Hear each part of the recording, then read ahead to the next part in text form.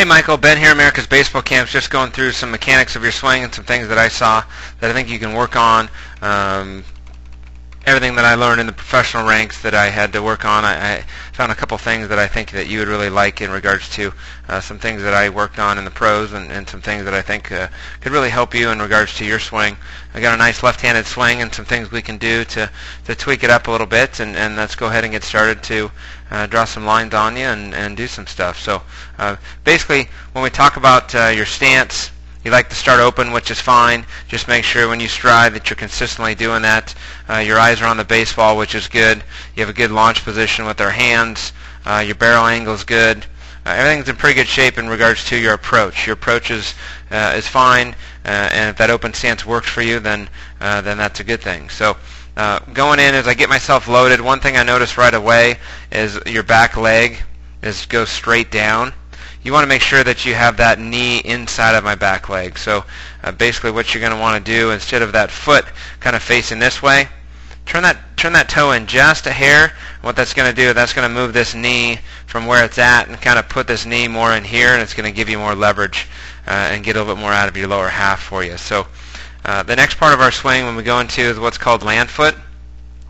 It's very important here. You can notice, I did notice that if you start open, you got to make sure you come back to center.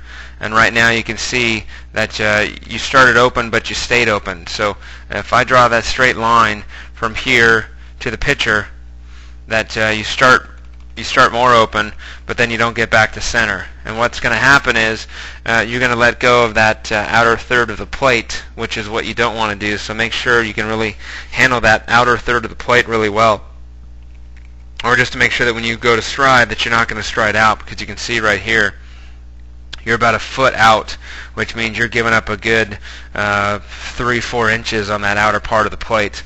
And as you get older with really good pitching, that's going to make a big deal, and that's going to make a big difference to make sure that you have good plate coverage. So just something to be aware about.